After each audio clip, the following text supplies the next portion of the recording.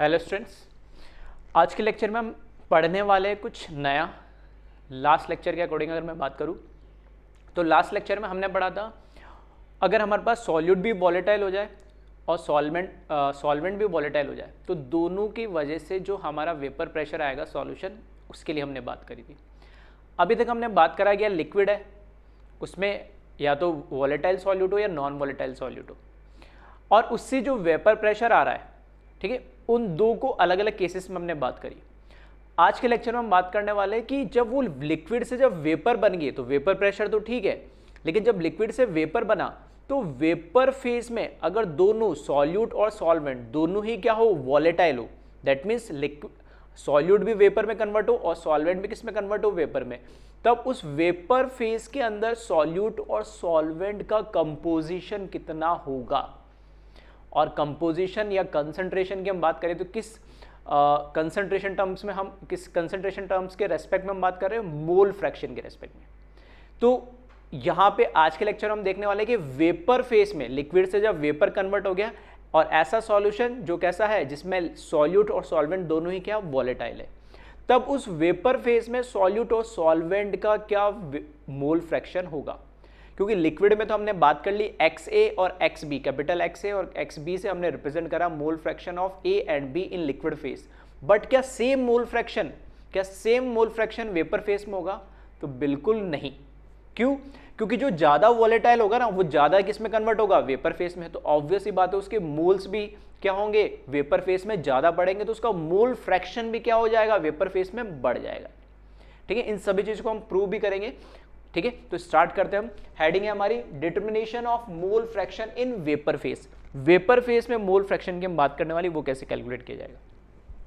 तो सबसे पहले मैं एक अजम्पशन जैसा मानना ही पड़ेगा एक सॉल्यूशन। तो consider a binary solution in which both solute and solvent, ठीक है, सॉल्यूट को वही नाम B दिया, सॉल्वेंट को वही नाम A दिया, आर वॉलेटाइल। ठीक है, तो दोनों सॉल्यूट और सॉल्वेंट दोनों कैसे हमारे वॉलेटाइल है। और इसमें ठीक है, यहाँ नहीं लिखा, मैंने आगे लिख दिया कि जो अजम्पशन एक लेना ही पड़ेगा, कोई दो अलग अलग वॉलेटाइल कंपोनेंट है तो दोनों का वेपर प्रेशर सेम नहीं हो सकता, दोनों की वॉलेटिलिटी सेम नहीं हो सकती, तो एक तो ज़्यादा होगा एक कम होगा। तो लास्ट लेक्चर में जो अजम्पशन माना था हमने, ए की वॉलेटिलिटी या ए का वेपर प्रेशर प्योर फॉर्म में ज़्यादा माना था बी से, तो सेम अजम्पशन इसमें हम कंसिडर कराए। ठीक है, तो वो मैंने आगे लिख दिया, चाहो तो आप यहाँ पर भी लिख सकते हो। अब कुछ टर्म्स जो हम पढ़ते हुए आए उन्हीं को लिखा है, कुछ नया नहीं है। P नॉट ए का क्या मतलब है, vapour pressure of pure solvent A. A मेरा सॉल्वेंट ए जो यहाँ मेंशन कर दिया मैंने, ठीक है, ये सॉल्वेंट ए और ये मेरा सॉल्यूट बी है। ठीक है, जो अजम्पशन मैंने लास्ट लेक्चर्स में माने, तो ये वही लेके चल रहा हूँ ताकि कोई एम्बिग्यूटी ना हो, कोई, ठीक है, आपको कंफ्यूजन ना हो। तो P नॉट हम किसके लगाते हैं, प्योर के लिए, तो vapour pressure of pure solvent A. Same P not B मतलब vapour pressure of pure solute B. ठीक है, ये टर्म्स अभी तक हम पढ़ चुके। फिर बात करें PA, सिर्फ PA लिखा है, इसका मतलब क्या है, vapour pressure of solvent A in solution. अब सॉल्यूशन के अंदर A की वजह से क्या वेपर प्रेशर होगा, उसकी हम बात कर रहे हैं। अगर B की हम बात करें, P और सिर्फ B लिखा, नॉट नहीं लगा। ठीक है, यहां दोनों पे नॉट लगा, इन दोनों पे नॉट नहीं लगा। नॉट नहीं लगा मतलब अब वो प्योर फॉर्म में नहीं है, सॉल्यूशन के अंदर आ गए। तो PB का मतलब vapour pressure of solute B in solution. ठीक है, तो A का सॉल्यूशन में वेपर प्रेशर PA से रिप्रेजेंट करा है, B का वेपर प्रेशर सॉल्यूशन के अंदर PB से रिप्रेजेंट करा है, एंड देन सिर्फ ओनली मैंने P लिखा है। ठीक है, तो जो लास्ट क्लास में हमने, लास्ट लेक्चर में हमने जो वॉलेटाइल सॉल्यूट के लिए लिया था, सेम सब चीज़ें यहाँ पर रिपीट हो रही है, तो बस वो लिख दिया मैंने, वेपर प्रेशर ऑफ सॉल्यूशन। सिर्फ P का मतलब क्या, vapour pressure of solution, A और B को मिलाने के बाद जो वेपर प्रेशर हमारा बना है। ठीक है, अब अभी तक इसमें कुछ नया नहीं है। नेक्स्ट लिखा XA।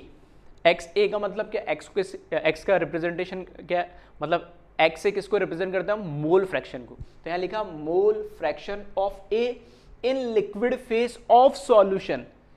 आ रही बात। अब मोल फ्रैक्शन की बात कब करेंगे, जब कम से कम दो कंपोनेंट मिक्स हो, तब तो मोल फ्रैक्शन की बात करेंगे। प्योर फॉर्म में थोड़ी मोल फ्रैक्शन बोलेंगे, तो उसमें तो सारे ए के होंगे लिक्विड। तो यहाँ पर XA का मतलब है, X का मतलब तो यहाँ मोल फ्रैक्शन, और सब स्क्रिप्ट में A लिखा है, इसका मतलब A की बात कर रहे हैं, मोल फ्रैक्शन ऑफ A। तो मोल फ्रैक्शन ऑफ A तो है, लेकिन इंपॉर्टेंट क्या है, इन लिक्विड फेज, जब मैंने A और B को मिलाया और उन दोनों से जो लिक्विड बना इनिशियली, जब तक वेपर्स नहीं बनी तब, ठीक है, जब लिक्विड बनी तो उस लिक्विड फेस में उनका मोल फ्रैक्शन क्या, वो XA रिप्रेजेंट कर रहा है। सिमिलरली XB क्या है, mole fraction of B in liquid face. ठीक है, लिक्विड फेस में, सॉल्यूशन के लिक्विड फेस के अंदर A का मोल फ्रैक्शन XA और B का मोल फ्रैक्शन XB। ठीक है, ये सब चीजें इतना तो हम पढ़ा है। अब दो नए टर्म इंट्रोड्यूस कर रहा हूं मैं।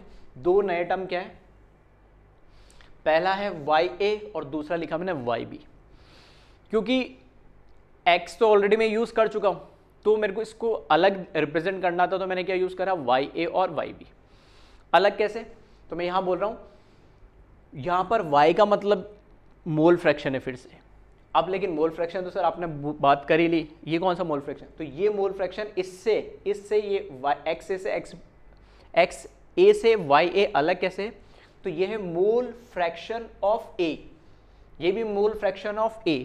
ठीक है, बट ये है इन लिक्विड फेस ऑफ सॉल्यूशन और ये क्या है, इन वेपर फेस ऑफ सॉल्यूशन। जब हमने A और B लिक्विड को मिलाया, ठीक है, तो उसमें जो मोल फ्रैक्शन है वो XA और XB से मैंने रिप्रेजेंट करा। अब वो जो लिक्विड फेस दोनों ही वॉलेटाइल नेचर के, तो दोनों क्या बनाएंगे, वेपर्स बनाएंगे। जब दोनों वेपर्स बनाएंगे तो अब वेपर फेस में भी तो A और B आ जाएंगे, तो वहां पर A और B की जो कंसंट्रेशन आई है, जो नंबर ऑफ मोल्स आए, तो उनमें वेपर फेस में अब A और B का मोल फ्रैक्शन क्या होगा, उसको YA और YB से रिप्रेजेंट करा है। क्लियर, तो ये है mole fraction of A in vapour face और ये है mole fraction of B in vapour face. ठीक है, तो यार लिक्विड आ रहा है, वेपर आ रहा है, ये डिफरेंस है, इसको ध्यान रखिएगा। चलिए इसको थोड़ा सा, ठीक है, इस तरीके से रिप्रेजेंट करा मैंने। फिर से मैंने मान लिया, जैसे लास्ट क्लास में अजम्पशन लिया था कि ब्लू कलर को मैंने मान लिया सॉल्वेंट और पिंक कलर को मैंने मान लिया सॉल्यूट, और सॉल्वेंट ज़्यादा वॉलेटाइल है एज कंपेयर टू सॉल्यूट। ठीक है, तो ये हमारे पास होमोजीनियस मिक्सचर बन गया, सॉल्यूशन बन गया, और ये है यहाँ पे, यहाँ तक ये लिक्विड, इसके ऊपर बन रहे हैं हमारे वेपर्स। तो लिक्विड के अंदर A और B के ये मोल फ्रैक्शन है, X XB से, और जो ये वेपर्स ऊपर बनी है, वेपर के अंदर जो मोल फ्रैक्शन है A और B के, उसको YA और YB से रिप्रेजेंट करा है। ठीक है, जो अभी तक मैंने लिखा उसको थोड़ा सा इस नोटेशन के फॉर्म में समझा रहा हूँ, क्योंकि यहाँ पे दोनों ही कंपोनेंट A और B कैसे है, वॉलेटाइल इन नेचर है। तो जो टोटल प्रेशर होगा P of solution is equals to partial pressure of A in solution plus partial pressure of B in solution according to Dalton's law. ठीक है, तो ये लास्ट लेक्चर में इतना हम देख चुके थे। फिर ठीक है, तो पहले आप इसको क्या करें, कॉपी करें, फिर हम इसमें बात करते हैं कैसे। ये तो मैंने सिर्फ नोटेशन किया था, इसका मतलब क्या था, क्योंकि एक्चुअल में मैक्सिमम टाइम तो बच्चों को समझ में नहीं आता, सर क्या बता के आ रहा हो, ये तो यही वही है क्या, मोल फ्रैक्शन तो आपने बता दिया, दोबारा मोल फ्रैक्शन किसके आगे, तो दोबारा मोल फ्रैक्शन जो आया ना, ये वेपर फेस में आया, जब लिक्विड वेपर में कन्वर्ट हुआ, इसलिए एक एक टर्म को मैंने दोबारा लिखा ताकि क्रिस्टल क्लियर रहे, कोई कंफ्यूजन ना हो। ठीक, तो चलिए पहले इसको कॉपी करें, फिर हम आगे बढ़ते हैं। वीडियो पॉज करके कॉपी कर लेना। चलिए इसके आगे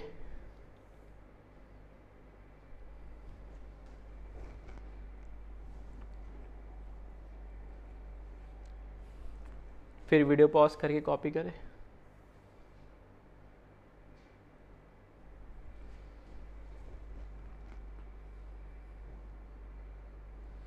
चलिए अब आगे बढ़ते कैसे। ये तो हमने नोटेशंस की बात करी कि कैसे कैसे हमने इसको रिप्रेजेंट करा। अब इसमें बात कर रहा हूँ मैं वापस से डाल्टन्स लॉ पे आ रहा हूँ। ठीक है, states of matter 11th NCERT chapter 5, ठीक है, केमिस्ट्री का पार्ट 1। तो स्टेट्स ऑफ मैटर में हमने पढ़ा था डाल्टन्स लॉ। डाल्टन्स लॉ अभी जस्ट मैंने बोला था कि डाल्टन्स लॉ क्या होता है, जब दो या दो से ज़्यादा गैसेस का मिक्सचर होता है तो total pressure of that container is must be equals to individual, जिसको हम बोलते हैं partial pressure of individual gases. तो हर एक गैसेस का कुछ प्रेशर होता है, उन सभी प्रेशर को ऐड कर दे तो पूरे कंटेनर का टोटल प्रेशर हो जाएगा, दो या दो से ज़्यादा जितनी भी गैसेस का मिक्सचर होगा नॉन रिएक्टिंग। एक तो स्टेटमेंट ये है डाल्टन्स लॉ का। एक स्टेटमेंट और है डाल्टन्स लॉ का।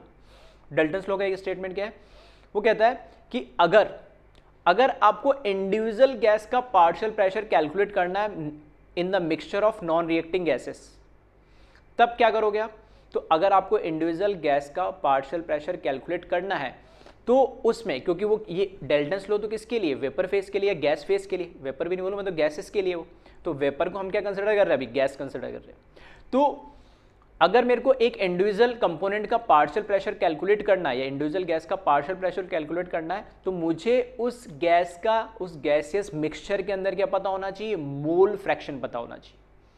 उस मोल फ्रैक्शन को मैं उस टोटल प्रेशर से, पूरे उस मिक्सचर का, उस सॉल्यूशन, उस गैसियस मिक्सचर का जो टोटल प्रेशर होगा उससे जब मैं मल्टीप्लाई करूंगा उस पर्टिकुलर गैस के मोल फ्रैक्शन से, तब मुझे मिल जाएगा उस गैस का पार्शियल प्रेशर। ये सेकंड स्टेटमेंट डाल्टन्स लॉ का, वही चीज मैंने लिखी यहाँ पे, partial pressure in vapour face, partial pressure in vapour face. तो पार्शियल प्रेशर किसकी बात की जाती है, कि किसी एक गैस की बात की जाती है। टोटल प्रेशर तो सारा आ जाएगा, दो से ज़्यादा जितनी भी गैस सबका समेशन करेंगे तो टोटल, और पार्शियल का मतलब एक गैस का प्रेशर।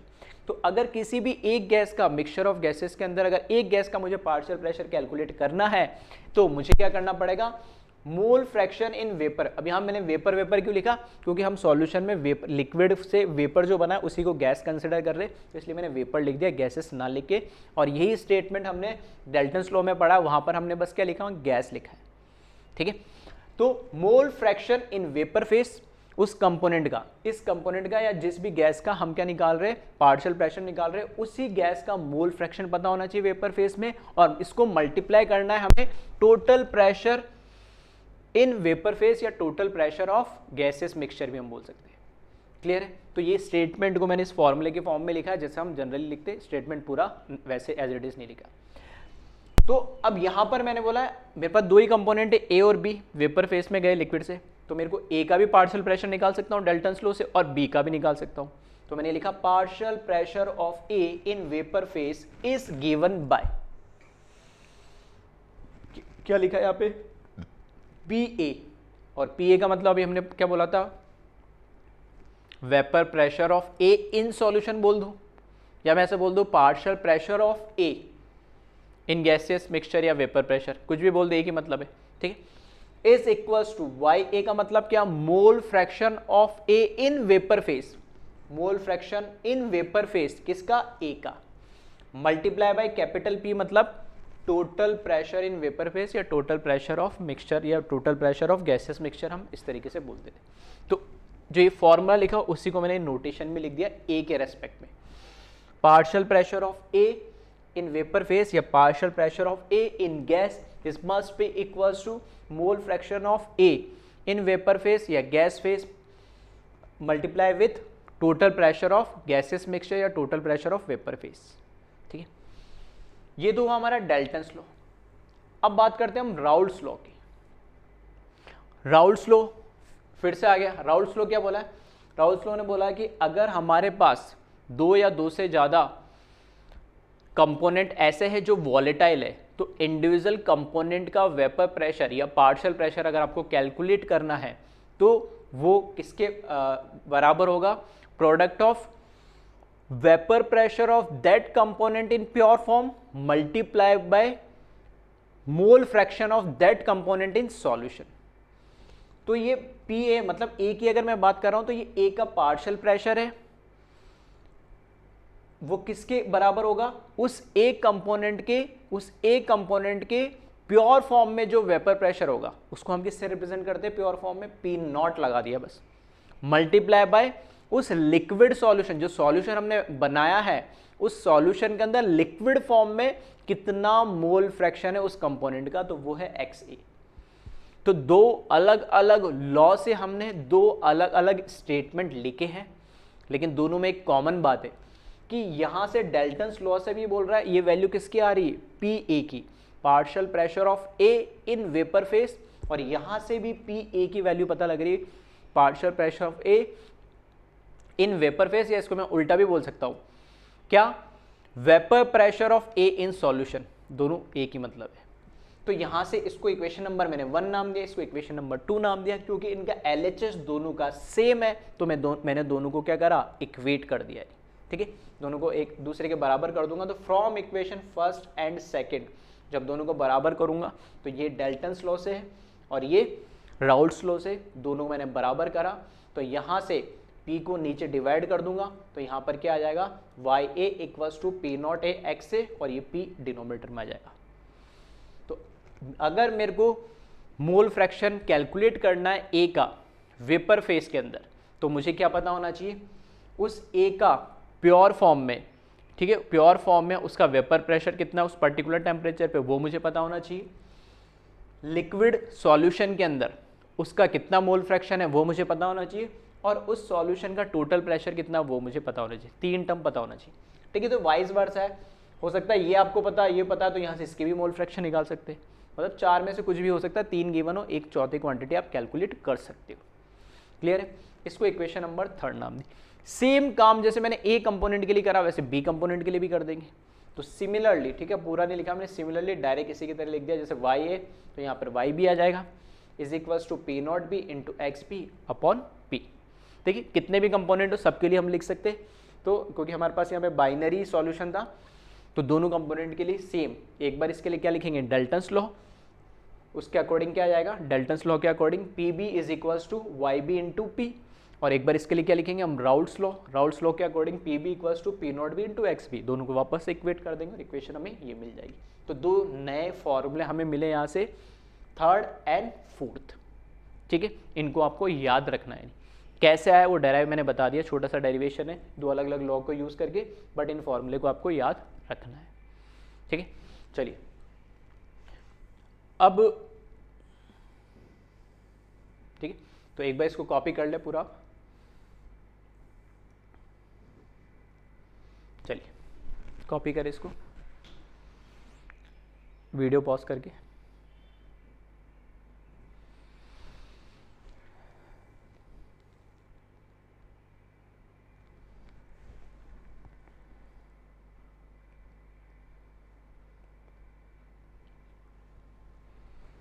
ठीक है, वीडियो पॉज करके कॉपी कर लें।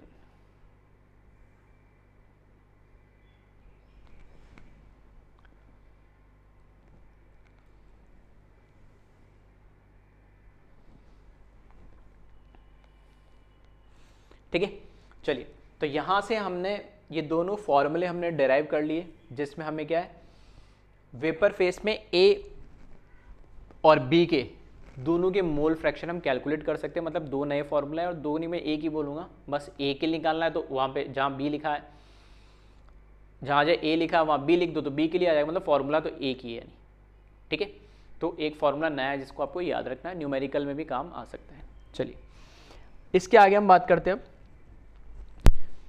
हेडिंग डाली मैंने, graph between P and Y. जैसे हमने लास्ट 2 लेक्चर में ग्राफ बनाए थे वोलेटाइल और नॉन वोलेटाइल सॉल्यूट के सॉल्यूशन के लिए ग्राफ बनाए थे, ठीक है, 2 पैरेलल लाइंस के बीच में, सेम वैसा ही कुछ ग्राफ हम इसके लिए ड्रॉ करने वाले हैं।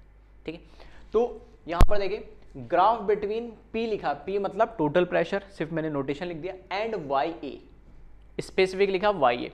आप चाहो तो एक ग्राफ वाई बी, पी और वाई बी के बीच में बना सकते हो और पी और वाई ए के बीच में बना सकते हो। एक में बता देता हूँ, दूसरा अपना बना ही लोगे, कोई फर्क नहीं पड़ेगा उससे। ठीक, तो यहाँ पे वाई बी लिख दोगे तो वाई बी के लिए बन जाएगा। अब ये इक्वेशन अभी हमने देखी राउल्ट्स लॉ, ये राउल्ट्स लॉ और ये डेल्टन्स लॉ, दोनों को इक्वेट करा था हमने। यहाँ से इस बार मैंने क्या करा, एक्स ए की वैल्यू निकाल ली, तो ये एक्स ए की वैल्यू आई कैसे, इसको नीचे से पी नॉट ए को क्रॉस मल्टीप्लाई कर दिया, तो यहाँ से वाई ए इंटू पी और ये आ गया पी नॉट ए, इसको इक्वेशन नंबर मैंने दिया 5। सिमिलरली बी के लिए भी यहाँ पर क्या करा, ये डेल्टन्स लॉ, ये राउल्ट्स लॉ इक्वेट करा था अभी हमने। यहाँ से आपके बार एक्स बी की वैल्यू निकाल ली कैसे, पी नॉट बी को नीचे डिवाइड करके, तो पी नॉट बी को नीचे डिवाइड करा, तो ये इक्वेशन नंबर आ गई 6। दोनों इक्वेशन नंबर 5 और 6 को मैंने क्या करा, ऐड कर दिया। ठीक है, 5 और 6 को मैंने क्या करा, ऐड करा, तो LHS LHS के साथ ऐड होगा और RHS RHS के साथ ऐड होगा, क्योंकि इक्वेशन है। तो X A plus X B हो गया, और यहाँ पर Y A into P upon P not A plus Y B. ठीक है, यहाँ पे जो दे रखा है, ठीक है, ये RHS इसका इधर आ गया और ऐसे ही एक्स बी का RHS ये इधर आ गया। ठीक है, तो LHS को LHS के साथ ऐड करा, RHS को RHS के साथ ऐड करा। यहाँ से आप देखोगे तो यहाँ पे ये भी टोटल प्रेशर ऑफ सॉल्यूशन है, यहाँ पे भी टोटल प्रेशर ऑफ सॉल्यूशन है, दोनों में से P कॉमन आ जाएगा और मैं इसको क्रॉस मल्टीप्लाई करके इधर नीचे XA और XB के नीचे डिवाइड कर दूंगा। तो इसको मैंने यहाँ पे क्रॉस मल्टीप्लाई करके P डिवाइड कर दिया। बट क्योंकि हमें पता है सॉल्यूशन कैसा है, बाइनरी है, 2 ही कंपोनेंट है, और 2 कंपोनेंट है तो दोनों कंपोनेंट का मोल फ्रैक्शन का सम क्या होगा हमेशा 1। 3 होते 3 का समेशन 1 होता, तो 2 ही कंपोनेंट है तो दोनों का समेशन क्या होगा 1। तो वही लिखा XA प्लस XB की जगह 1 लिख दिया, क्यों? क्योंकि बाइनरी कंपोनेंट की वजह से दोनों का लिक्विड फेस में मोल फ्रैक्शन का समेशन क्या होगा 1 होगा। तो यहाँ लिखा 1/P equals to y upon P not A plus Y upon P not B, बाकी टर्म एज इट इज लिखा। ये इक्वेशन आ गई, इससे हम कर्व ड्रॉ करेंगे किसके बीच में, इस P के बीच में और YA के बीच में। ये और ये 2 वेरिएबल है, इनके बीच में मेरे को कर्व ड्रॉ करना है, ठीक है। तो बाकी चीज़ें इसके लिए क्या हो जाएगी कांस्टेंट। P नॉट ए और P नॉट बी तो क्या है, वैसे भी एक मैं बोल सकता हूँ P नॉट ए और P नॉट बी वैसे भी एक क्या है कांस्टेंट है। किसी भी कांस्टेंट टेम्परेचर पे A और B का प्योर फॉर्म में जो वेपर प्रेशर है वो बताता है, ठीक है। तो ये वैल्यूज कांस्टेंट्स होती है किसी पर्टिकुलर टेम्परेचर। तो इन दोनों के बीच में कर्व ड्रॉ करना है। अब कर्व होगा कैसे, तो ध्यान से समझना आगे क्या बोल रहा हूँ मैं, ठीक है। तो जो अजम्पशन मैं स्टार्टिंग में बोल रहा था है ना, जो अजम्पशन मैं स्टार्टिंग में बोल रहा था वो अजम्पशन मैंने अब यहाँ लिख दिया। Let solvent A is more volatile than solute B। मैंने A को सॉल्वेंट A को ज़्यादा वॉलेटाइल माना है, किससे, B से ज़्यादा माना है, ठीक है।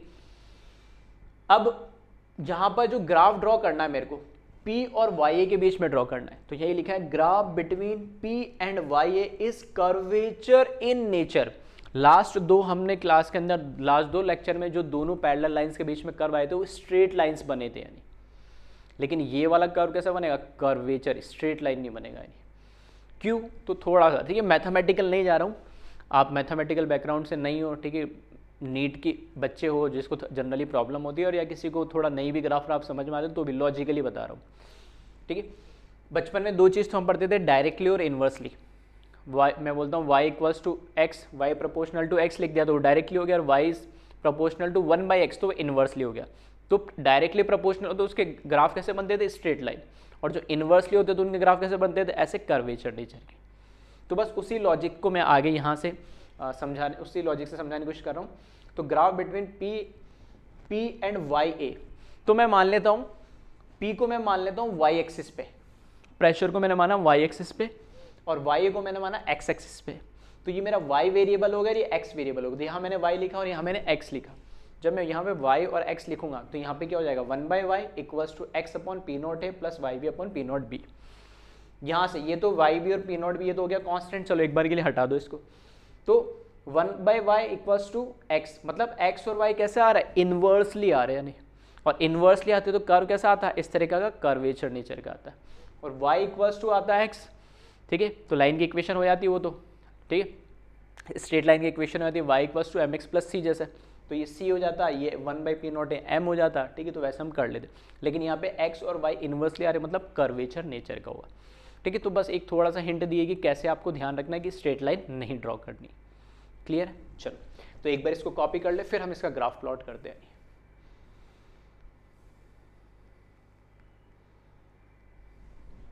ठीक है, वीडियो पॉज करें और कॉपी करें इसको जल्दी से।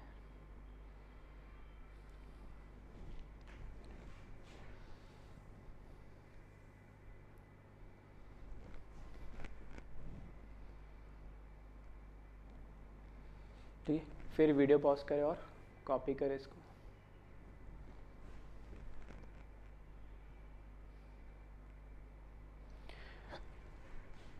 और लास्ट में, ठीक है, इतना कॉपी कर लें।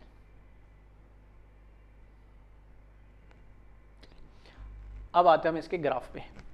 तो यहाँ से अल्टीमेटली इक्वेशन हमें ये मिली 1/p equals to y upon P not A plus Y upon P not B and Y A plus Y B equals to 1।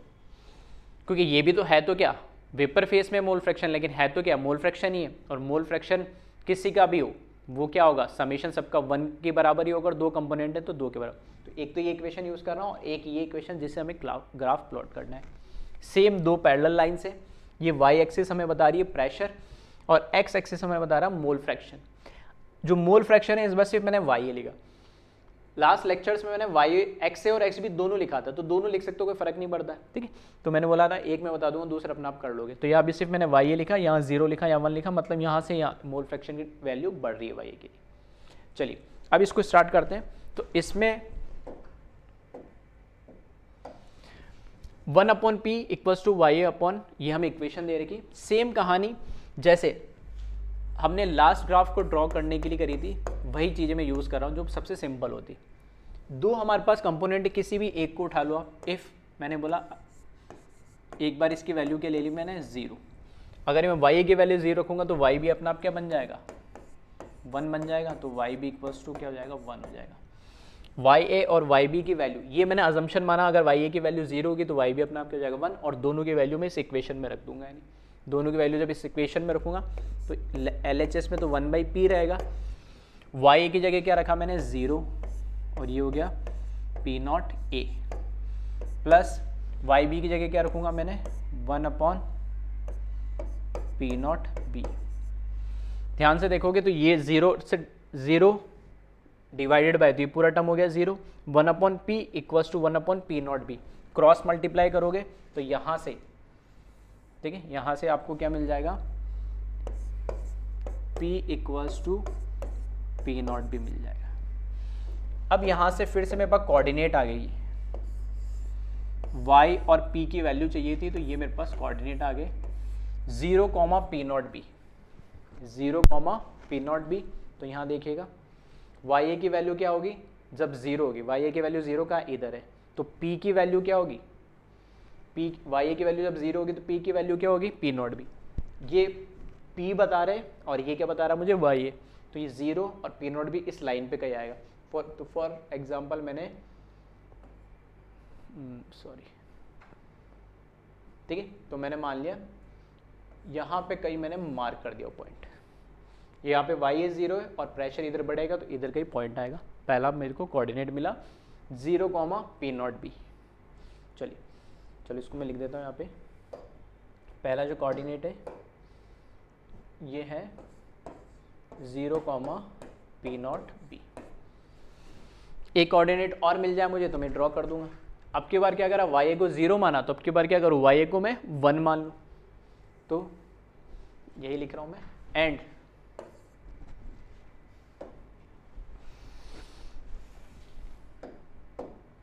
ठीक है, एंड इफ ya को मैंने क्या माना 1 माना, तो yb अपना आप क्या हो जाएगा 0, और इनकी वैल्यूज इस इक्वेशन में पुट करेंगे, देन 1/p, ये तो एज इट इज रहेगा। अब की बार ya की जगह 1, तो यहाँ पर क्या आ जाएगा P0a, प्लस यहाँ पर अपना आप क्या आ जाएगा yb की जगह 0, और यहाँ पर क्या आएगा P0b। तो यहाँ से आप देख सकते हो ये टर्म फिर से 0 हो जाएगा, 1/p और 1/P0 क्रॉस मल्टीप्लाई करेंगे तो यहाँ से p की वैल्यू मुझे क्या मिल जाएगी P0a। तो फिर से यहाँ पे मेरे को कोऑर्डिनेट मिल गए, x तो मिला ya इक्वल्स टू 1, और ये y कोऑर्डिनेट मिला मुझे P0a। मतलब मेरे पास जो कोऑर्डिनेट है उनको मैं ऐसे लिख सकता हूँ यहाँ पर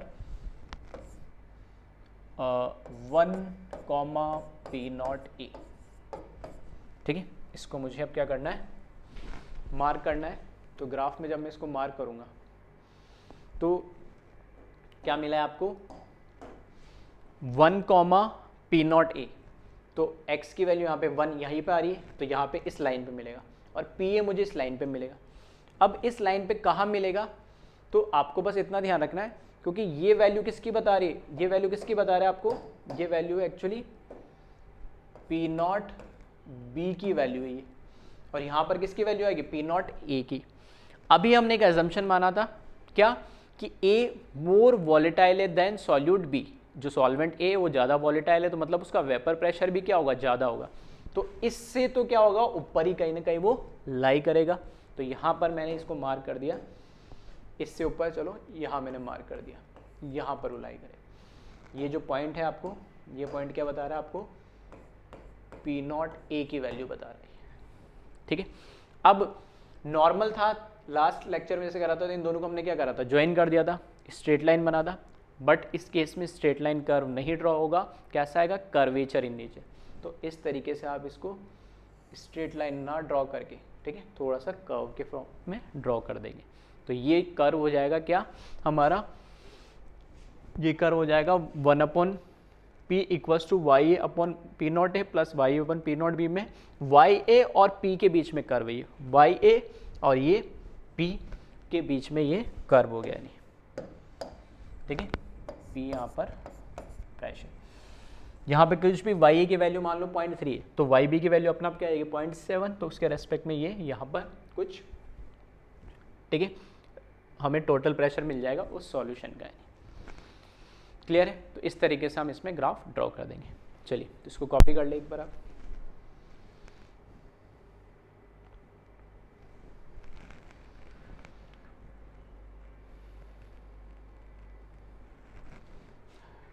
देन फिर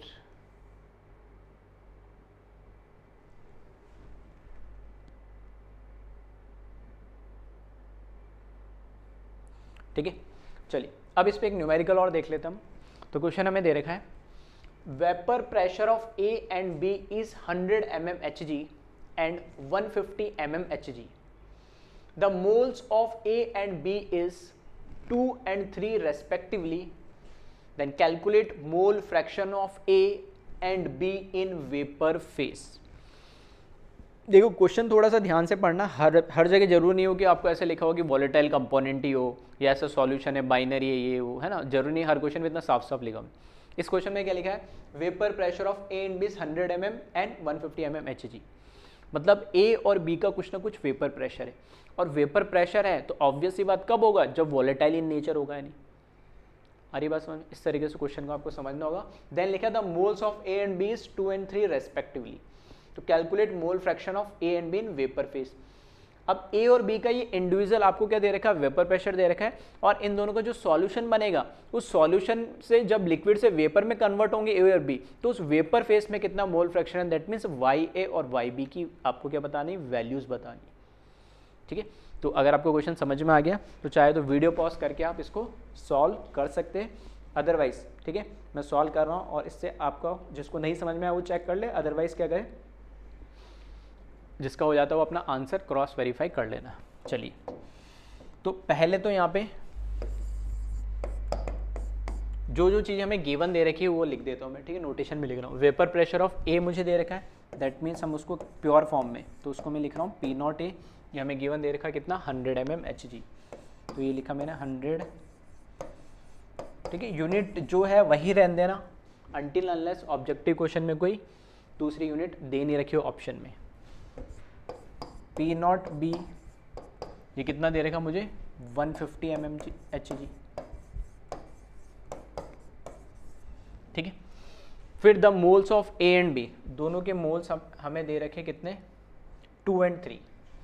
तो मोल्स को हम किससे n से रिप्रेजेंट करते हैं, सबस्क्रिप्ट में a लिखा, मतलब moles of A 2 and moles of B is equals to 3। ये चार वैल्यू हमें गिवन दे रखी, और वाई ए और वाई बी मुझे क्या करना है, कैलकुलेट करना है। तो फॉर्मूला हम लगा देंगे वाई ए और वाई बी वाला, ठीक है। तो वाई ए की वैल्यू अगर आपको निकालनी है तो आपको P not A X A upon क्या पता होना चाहिए, पी टोटल प्रेशर। तो पी नॉट ए पता है, एक्स ए कैसे निकालोगे, तो दोनों के मोल्स दे रखे तो मोल फ्रैक्शन निकल जाएगा, तो एक्स ए भी आ जाएगा। टोटल पी कैसे निकालोगे, क्योंकि ये दो बाइनरी सॉल्यूशन है, बाइनरी कंपोनेंट का सॉल्यूशन है, और बाइनरी कंपोनेंट का सॉल्यूशन के लिए वेपर प्रेशर कैसे निकालते हैं, तो हमने लास्ट लेक्चर में देखा था P equals to P not A X A plus P not B X B, ठीक है। चलिए तो पहले हम सबसे पहले मोल फ्रैक्शन निकाल लेते हैं इसके।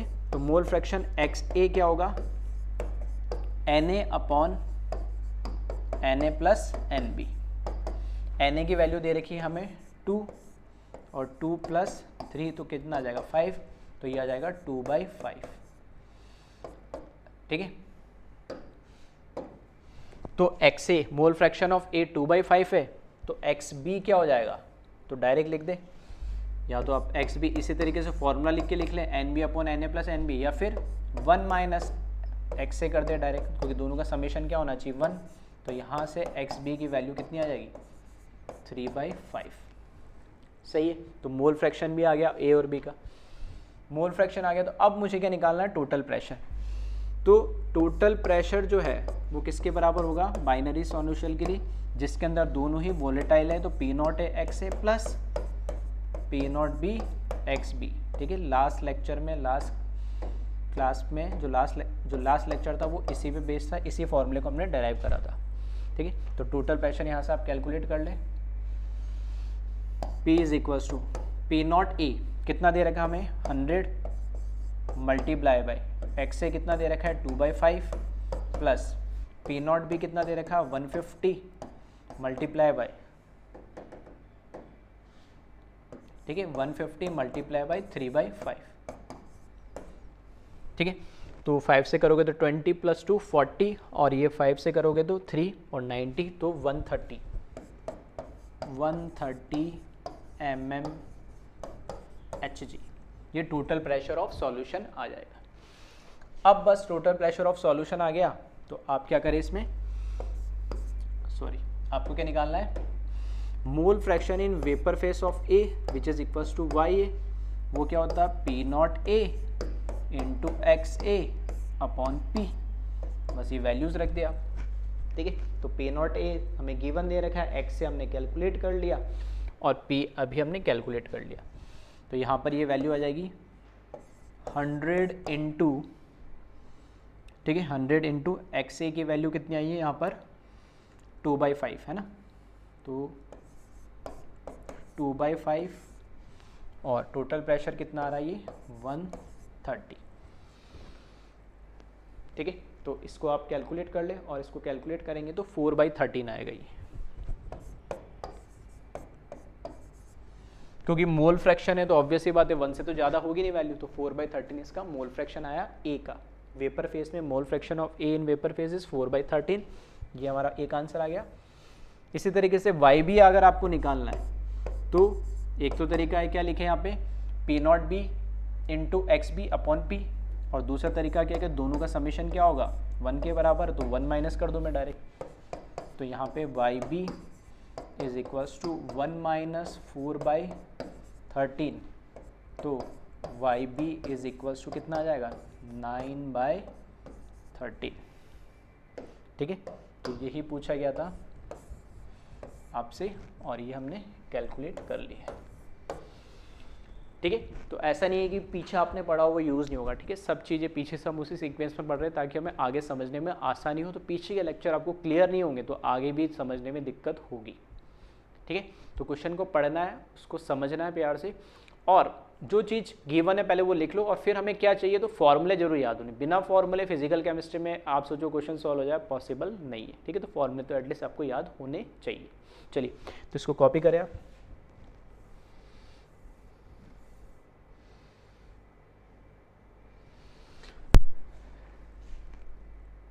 ठीक है, वीडियो पॉज करके इसको कॉपी कर लेना।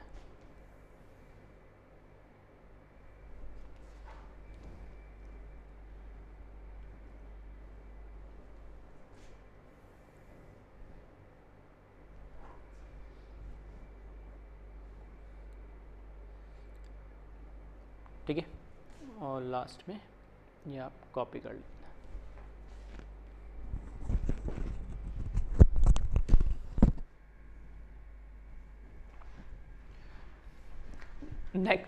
नेक्स्ट क्वेश्चन देखिए, solution containing 2 volatile component A and B of moles 2 and 3 respectively. The vapor pressure of A and B at same temperature is 200 mm Hg and 300 mm Hg respectively. ठीक है, फिर से एक solution दे रखा है, उस solution में जो दोनों कंपोनेंट है A और B दोनों ही कैसे हैं वॉलेटाइल नेचर के हैं, और दोनों के हमें क्या दे रखे मोल्स दे रखे, A के मोल्स 2 दे रखे और B के मोल्स 3 दे रखे, और दोनों का ही हमें क्या दे रखा वेपर प्रेशर, मतलब प्योर फॉर्म में, जब इंडिविजुअली जब वो प्योर फॉर्म में थे अलग A और अलग B जब रखा है तो उसका A जब इंडिविजुअल रखा है तो उसका हमें वेपर प्रेशर दे रखा है 200 mm Hg और B का दे रखा हमें 300 mm Hg, ठीक है। तो दोनों के मोल्स और दोनों के इंडिविजुअल वेपर प्रेशर हमें दे रखे प्योर फॉर्म के। अब क्वेश्चन ये पूछा गया है, फर्स्ट पूछा है calculate mole fraction of A and B vapour phase in original solution, ठीक है। तो ओरिजिनल जो हमारे पास सॉल्यूशन है, अब ओरिजिनल का मतलब क्या है उसकी बात अभी मैं करता हूँ। तो जो हमारे पास सॉल्यूशन था A और B को जब मिक्स करेंगे तो लिक्विड से जो वेपर बनेगा, तो वेपर फॉर्म में YA और YB हमें कैलकुलेट करना है। सेकेंड क्वेश्चन है इसमें vapour pressure of original solution, फिर से ओरिजिनल सॉल्यूशन आए, तो ये हमने ओरिजिनल मतलब जो सॉल्यूशन ए और बी को मिक्स करा, तो उस लिक्विड जब मिक्स करने के बाद जो सॉल्यूशन बना, उस सॉल्यूशन का वेपर प्रेशर कितना वो हमें बताना है टोटल फाइनली। ठीक है, थर्ड पार्ट दे रखा है इसमें, मोल fraction of A and B in vapour phase in first condensate. अब दो चीज आ गई, एक तो ओरिजिनल सॉल्यूशन आया, अब फिर ये नई चीज आ गई फर्स्ट कंडेंसेट क्या है। ठीक है, इसके भी हम बात करते हैं। और फोर्थ दे रखा vapour pressure of solution in first condensate. तो अब ये क्या है, ठीक है, तो ये एक नया टॉपिक है, तो इसको स्टार्ट मैंने इस क्वेश्चन से कराया नहीं। ठीक है, इस क्वेश्चन को हम समझेंगे, लेकिन ये टॉपिक बिल्कुल अलग है। ठीक है, जो साउथ की मूवी में होता है ना आजकल, पहले ठीक है मूवी चल रही होगी, स्टार्ट ऐसे होती है, कुछ नॉर्मल दिखता है, फिर पता लगता है कुछ ना कुछ सस्पेंस छुपा हुआ है, फिर वो पीछे बैकग्राउंड जाते हैं, ठीक है, पास में जाते हैं। तो इस टॉपिक को भी थोड़ा बस वैसे ही समझाए। क्वेश्चन आप देखोगे तो आपको लगेगा बिल्कुल नॉर्मल है, जो हमने पढ़ लिया उसमें से आ रहा है, लेकिन ठीक है इसमें एक हिडन चीज़ है जो अभी तक हमने नहीं पढ़ी, उसी को मैं इस टॉपिक से, इस क्वेश्चन से एक्सप्लेन कर रहा हूँ। अब यहाँ पे ओरिजिनल सॉल्यूशन और फर्स्ट कंडेंसेट क्या है उसकी मैं बात कर रहा हूँ। ठीक है, तो एक्चुअल में जो टॉपिक है वो ये है, calculation of mole fraction after condensation. ठीक है, कंडेंसेट होने के बाद कितने मोल फ्रैक्शन आ रहे हैं वो हमें कैलकुलेट करना है। उस क्वेश्चन से बिल्कुल रिलेट करूंगा मैं। ये कंटेनर दे रखा है पहला, इसको मैंने नाम दिया ओरिजिनल सॉल्यूशन। ठीक है, इस कंटेनर को मैंने नाम दिया ओरिजिनल सॉल्यूशन, जो एक्चुअल में ए और बी को प्योर फॉर्म में मैंने इनिशियली जो मिक्स करा उसको नाम दिया मैंने ओरिजिनल सॉल्यूशन। इस ओरिजिनल सॉल्यूशन के अंदर जब दोनों को मिक्स करा तो ये क्या लिक्विड फेस है, नीचे ये लाइन जो कीजिए इसके नीचे लिक्विड फेस है, और लिक्विड फेस में इसकी मोल फ्रैक्शन मैंने मान लिए एक्स ए और एक्स बी। ए के मोल फ्रैक्शन लिक्विड फेस में एक्स ए और बी के mole fraction X B. Vapour phase में ये ऊपर वेपर है इसके ऊपर, और वेपर फेस में जो इसके मोल्स है वो है वाई ए और वाई बी। ए के मोल से वेपर फेस में वाई ए और बी के मोल से वेपर फेस में वाई बी। ठीक है, इतना हम पढ़ चुके, ये पहला पढ़ा था, आज के लेक्चर में ये हमने देख लिया। अब जो वेपर्स यहाँ पे बनी, अब ध्यान से सुनना क्या कह रहा हूँ मैंने इनिशियली क्या लिया, ए और बी लिया, दोनों को मैंने मिक्स करा, एक सॉल्यूशन बनाया। सॉल्यूशन के अंदर ए और बी दोनों वोलेटाइल है, तो दोनों क्या क्या बना, वेपर्स बने। यानी अब कौन सा ज़्यादा वोलेटाइल है कम वोलेटाइल वाला कहानी है, लेकिन वेपर्स दोनों के बनेंगे क्योंकि दोनों वोलेटाइल नेचर के। तो दोनों के जो वेपर्स बने ना, उन सारे वेपर को, जितनी टोटल वेपर बननी थी एक पर्टिकुलर टेम्परेचर पे इक्विलिब्रियम आना था, वो आ गया, वेपर्स बन गए। अब जो उस टेम्परेचर पे जितनी उसकी वेपर्स बनी, जो प्रेशर आना था इक्विलिब्रियम आने के बाद, उन सारी वेपर्स को मैंने ट्रांसफर कर दिया दूसरे कंटेनर में। ठीक है, तो यहां से ये जो इस तरीके से कनेक्शन दे रखा है, इसका मतलब है यहां से सारी वेपर को मैंने ट्रांसफर कर दिया इस दूसरे कंटेनर में। और ट्रांसफर कैसे करा, ये तो वेपर है, तो वेपर को कंडेंस करने के लिए, वेपर को लिक्विड में कन्वर्ट करने के लिए मैंने कंडेंसर यूज करा बीच के अंदर। तो वेपर सारी कंडेंस होके, कूल होके और फिर से लिक्विड में कन्वर्ट होगी, और उस सारी वेपर्स को मैंने दूसरे कंटेनर में डाला। उस कंटेनर का नाम दिया मैंने फर्स्ट कंडेंसेट। ठीक है, तो अभी क्वेश्चन में आपने एक पढ़ा था ओरिजिनल सॉल्यूशन और एक आपने पढ़ा था फर्स्ट कंडेंसेट। तो फर्स्ट कंडेंसेट क्या है कि ओरिजिनल सॉल्यूशन में जितनी भी वेपर्स बनी एक पर्टिकुलर टेम्परेचर पे जब इक्विलिब्रियम है, उन सारी वेपर को कंडेंस करके दूसरे कंटेनर में ट्रांसफर कर दिया, उसको मैंने बोला फर्स्ट कंडेंसेट। अब इस कंटेनर को मैंने क्लोज कर दिया। अब जब ये लिक्विड में कन्वर्ट हो गए तो अभी भी ए और बी तो मिक्स होंगे इसमें, ऐसा तो नहीं है कि अलग हो गए। ए और बी अभी भी इसमें क्या होंगे, मिक्स होंगे।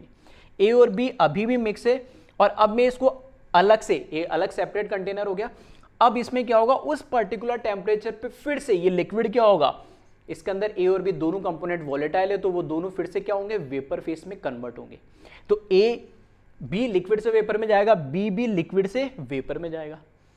तो इसके मैंने जब दूसरे कंटेनर में डाला तो मैंने बोला लिक्विड फेस में ए के मोल फ्रैक्शन कितने होंगे, तो क्या सेम होंगे। तो उसको मैंने नाम दे दिया अभी के लिए एक्स ए डैश। यहां पर क्या था, एक्स ए, यहां पर दिया एक्स ए डैश, मुझे नहीं पता, मैंने एक्स ए डैश नाम दे दिया। बी के कितने मोल फ्रैक्शन होंगे, तो एक्स बी डैश नाम दे दिया। अब क्योंकि ये लिक्विड है तो ये वेपर में तो कन्वर्ट होगा ही उस पर्टिकुलर टेम्परेचर पे, तो जब वेपर में कन्वर्ट होगा तो मैंने वेपर फॉर्म के लिए जो मोल फ्रैक्शन है ए और बी के, उसको भी डैश से रिप्रेजेंट करा, Y A dash and Y B dash. यहाँ पे वाई और वाई बी था, इधर डैश लगा दिया दोनों में। ठीक है, अब क्वेश्चन में क्या क्या पूछा गया, क्वेश्चन में पहली चीज तो ये पूछा गया वाई ए और वाई बी पूछा है। ओरिजिनल सॉल्यूशन के अंदर, ओरिजिनल सॉल्यूशन के अंदर ए और बी के वेपर फेस में मोल फ्रैक्शन कितने वो पूछा गया, मतलब वाई ए और वाई बी की वैल्यू पूछी गई है। ठीक है। दूसरी चीज क्या पूछी गई, ओरिजिनल सॉल्यूशन के अंदर जब मैंने इन वेपर्स को ट्रांसफर नहीं करा तो इक्विलिब्रियम आने पे इस सॉल्यूशन का वेपर प्रेशर क्या हो गया, वो पूछा गया।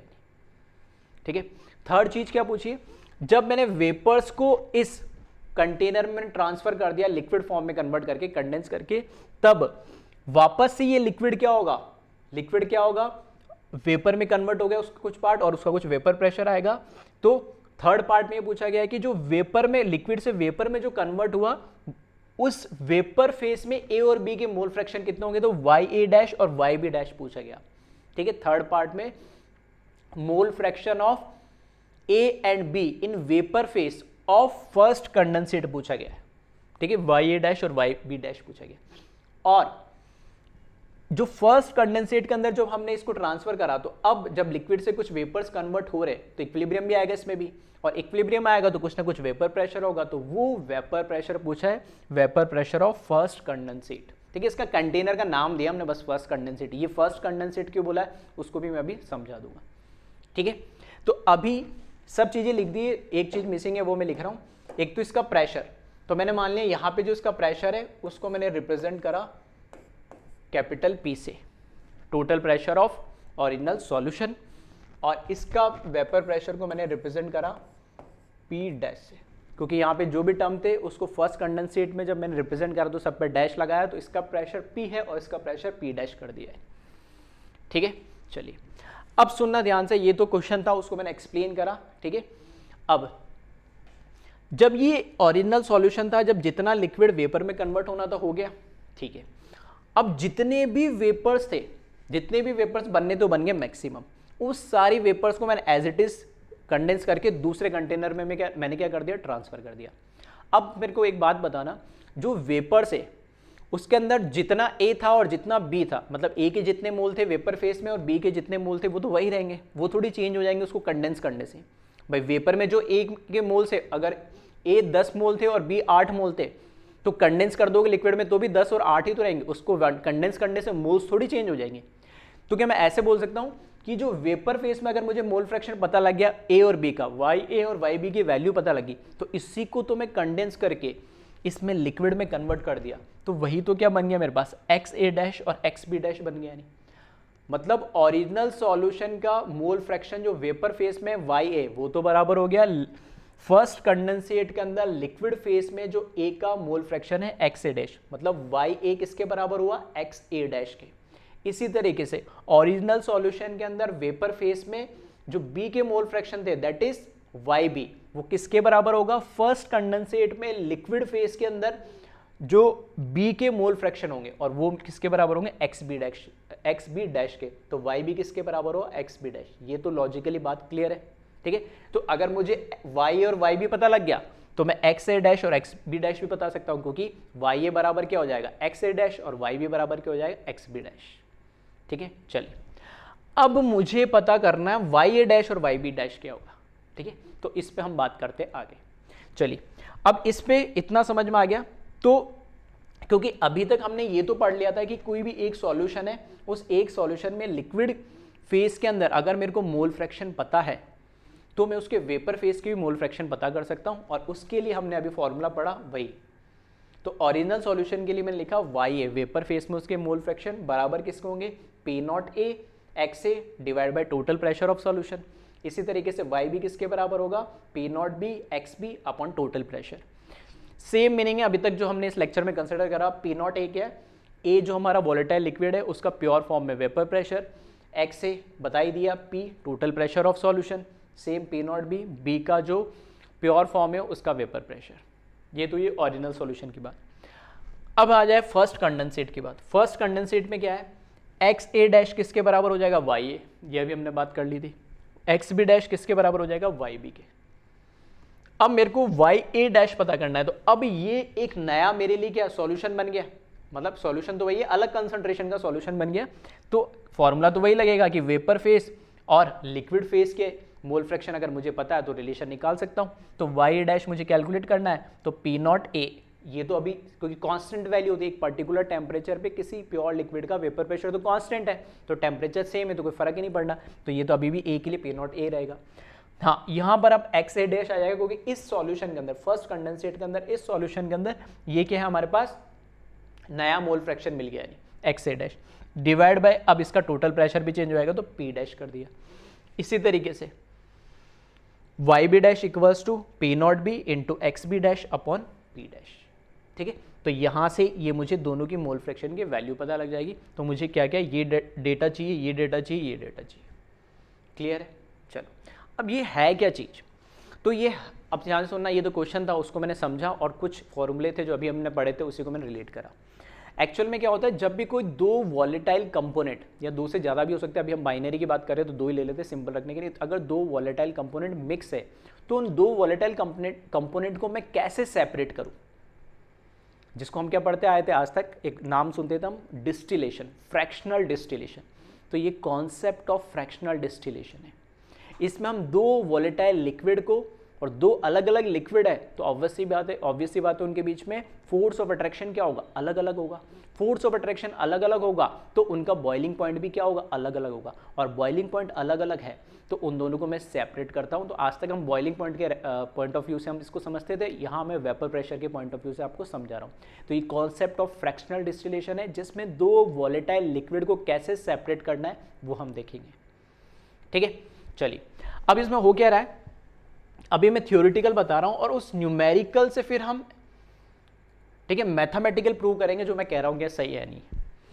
देखो, ए और बी दो अलग अलग लिक्विड है और दो अलग अलग लिक्विड का वेपर प्रेशर सेम कभी नहीं हो सकता, एक का ज़्यादा होगा एक का कम होगा। और जो यहाँ पे क्वेश्चन दे रखा है इसमें आप देखोगे भी तो ए का वेपर प्रेशर आपको दे रखा है, ठीक है, कहाँ गया यहाँ, ए का वेपर प्रेशर आपको दे रखा है 200 mmHg और बी का वेपर प्रेशर दे रखा 300 mmHg at the same temperature. मतलब ए का वेपर प्रेशर कम है सेम टेम्परेचर और बी का वेपर प्रेशर ज़्यादा है सेम टेम्परेचर में। तो मैं बोलूँगा बी जो लिक्विड है ना वो ज़्यादा वॉलेटाइल है, बी जो लिक्विड है वो क्या है, ज़्यादा वॉलेटाइल है, तो ज़्यादा उसके क्या होंगे, वेपर कन्वर्ट होंगे लिक्विड से, तो उसका इसलिए वेपर प्रेशर भी क्या आ रहा है, ज़्यादा आ रहा है।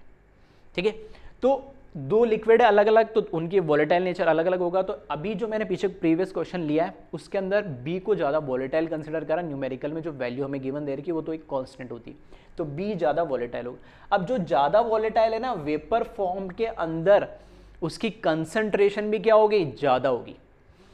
जो ऐसा नहीं यहाँ पर मोल फ्रैक्शन इसका 0.3 इसका 0.7 है तो वेपर फेस में भी 0.3 0.7 नहीं होगा। जो लिक्विड फेस में ज़्यादा वॉलेटाइल है, दो लिक्विड कहाँ से पता लगेगा मुझे, उनका वेपर प्रेशर देख के सेम टेम्परेचर पे, जिसका वेपर प्रेशर ज़्यादा वो ज़्यादा वॉलेटाइल। तो जिसका वॉलेटाइल नेचर ज़्यादा है, जिसका वेपर प्रेशर ज़्यादा है सेम टेम्परेचर पे वो ज़्यादा वॉलेटाइल होगा। तो वेपर फेस में भी उनकी मोल फ्रैक्शन या उसकी कंसंट्रेशन या उसके नंबर ऑफ मोल्स, कुछ भी बोल दो, क्योंकि नंबर ऑफ मोल्स ज़्यादा होंगे उसके तो ऑब्वियसली बात है मोल फ्रैक्शन भी क्या होगा, ज़्यादा होगा। तो number of moles vapour phase में उस कंपोनेंट के ज़्यादा होंगे जो ज़्यादा वॉलेटाइल होगा। अभी थ्योरेटिकल बात कर रहा हूँ, मैथमेटिकल भी इसको प्रूव करेंगे। ठीक है, अब मैं कह रहा हूँ कि यहाँ से बी का अभी मैंने मान लिया 0.7 है और इसका है 0.3 लिक्विड फेस में। जब ये वेपर में कन्वर्ट होगा ना तो अब वाई बी की वैल्यू 0.7 नहीं होगी, 0.7 से कुछ ना कुछ ज़्यादा होगी। फॉर एग्जाम्पल मैंने मान लिया अब ये 0.8 है, अब ये 0.8 तो बाय डिफॉल्ट ये तो क्या हो जाएगा 0.2 ही होगा। ठीक है, क्योंकि दोनों का समेशन क्या होना चाहिए 1। अब ये जो 0.8 और 0.2 की जो कंसंट्रेशन मोल फ्रैक्शन है, इसी को पूरे को मैंने क्या करा, लिक्विफाई करके इसमें दूसरे कंटेनर में मैंने क्या करा, ट्रांसफर कर दिया वेपर्स को। अब ये कितना हो गया, XA 0.2 और XB डैश क्या हो जाएगा 0.8। ठीक है, ये वाली तो मोल फ्रैक्शन सेम ही रहेगी। अब फिर से ये क्या होगा, लिक्विड से वेपर में कन्वर्ट होगा। फिर मैं बोल रहा हूं कि अब फिर से जब ये वेपराइज होगा तो वो ज्यादा वेपराइज होगा जिसका वॉलेटाइल नेचर ज्यादा है। तो अब इसकी वैल्यू जो 0.8 है ना उससे कुछ बढ़ जाएगी, फॉर एग्जांपल 0.85 हो जाएगी। तो ये अगर 0.85 वेपर फेस में YB डैश की वैल्यू 0.85 हुई तो इसकी वैल्यू कितनी हो जाएगी 0.15। आ रही बात समझ में? अब यहां से आप देखोगे तो इधर तो कितनी थी 0.7 थी, ठीक है, यहां आते कितनी होगी 0.8 और यहां आए तो 0.85। ऐसा ये कंटेनर लगा, फिर से सारी वेपर मैंने निकाली और तीसरे कंटेनर में डाल दी मैंने, फिर उसको फिर से वेपराइज होगा, फिर से वो जो इसके वेपर फॉर्म में मोल फ्रैक्शन है सेम वो उसके लिक्विड फॉर्म में मोल फ्रैक्शन हो जाएंगे और फिर जब वो वेपराइज होगा तो उसके वेपर फॉर्म में उस कंपोनेंट की मोल फ्रैक्शन की वैल्यू ज़्यादा आएगी जो ज़्यादा वॉलेटाइल होगा। तो एक टाइम ये वैल्यू बढ़ते बढ़ते बढ़ते बी की वैल्यू 0.7 से 0.8, 0.85, ठीक है, 9, 9.1, 9.5 इस तरीके से 1 हो जाएगी। और जब 1 हो जाएगी मोल फ्रैक्शन की वैल्यू, दैट मीन्स क्या है, सिर्फ वहाँ पर प्योर कंपोनेंट क्या है, बी है। इस तरीके से मल्टीपल कंडेंसेट यूज करके हम इसको क्या करते, सेपरेट आउट करते। इसलिए इसका नाम लिखा है फर्स्ट कंडेंसेट। ये तो ओरिजिनल सॉल्यूशन था, इसको लिखा फर्स्ट कंडेंसेट।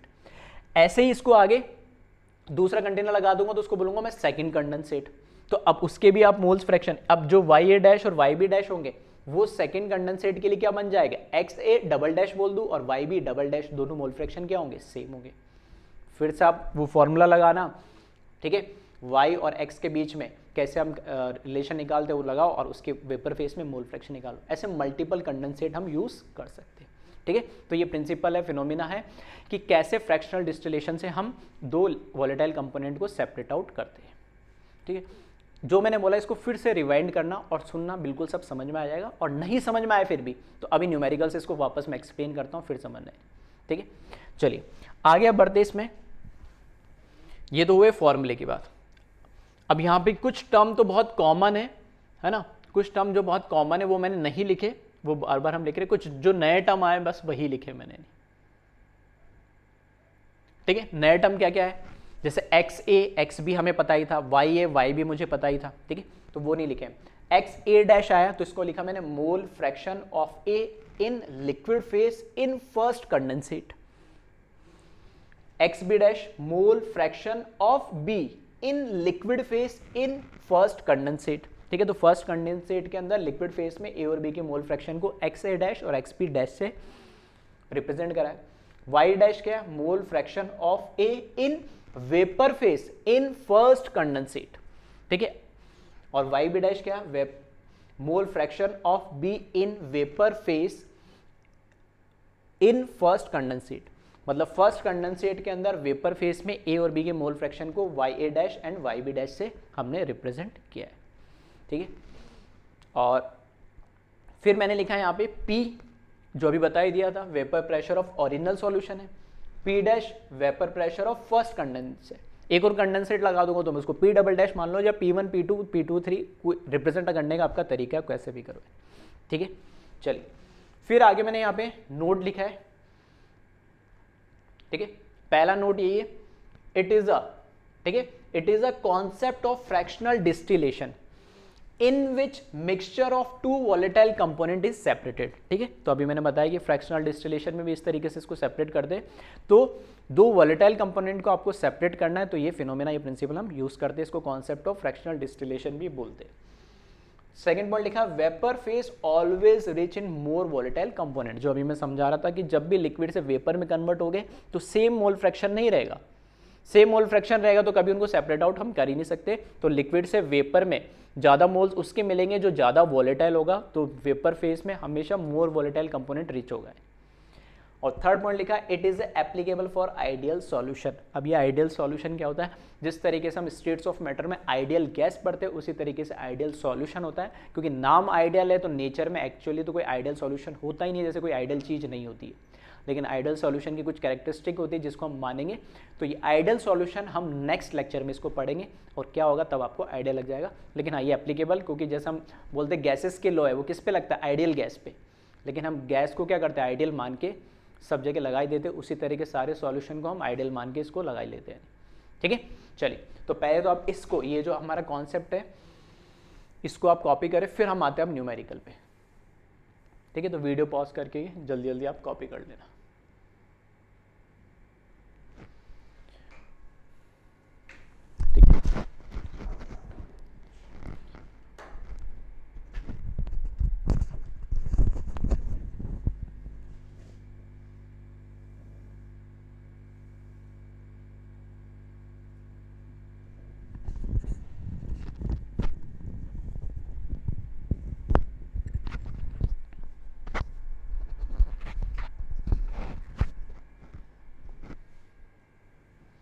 ठीक है, इतना कॉपी करने के बाद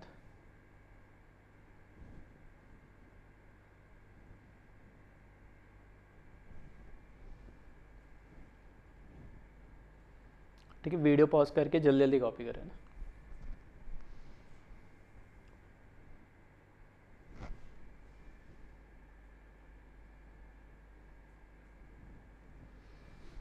लास्ट में नोट लिख लें।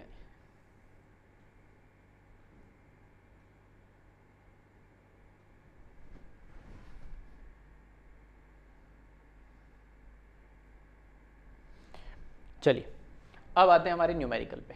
ठीक है, तो न्यूमेरिकल से अब फिर से मैंने बोला जो चीज़ मैंने थ्योरेटिकल एक्सप्लेन करी वही उसको न्यूमेरिकल से भी हम समझेंगे। चलिए अब जल्दी से देखते तो क्वेश्चन। ठीक है, तो क्वेश्चन भी आप चाहे तो कॉपी कर ले साथ के साथ, फिर सॉल्यूशन पे आते हैं। ठीक है, इतना कॉपी करें देन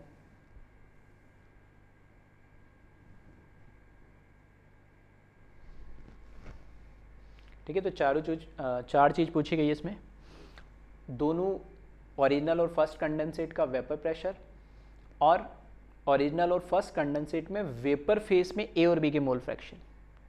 ठीक है, चलिए जिन लोगों को समझ में आ गया तो ठीक है खुद ट्राई कर सकते, ज़्यादा बेटर होगा, है ना। तो वहाँ से और चीज़ें आपको क्लियर होगी और फिर आप क्रॉस चेक कर लेना आपका सॉल्यूशन या आंसर जो भी है ना।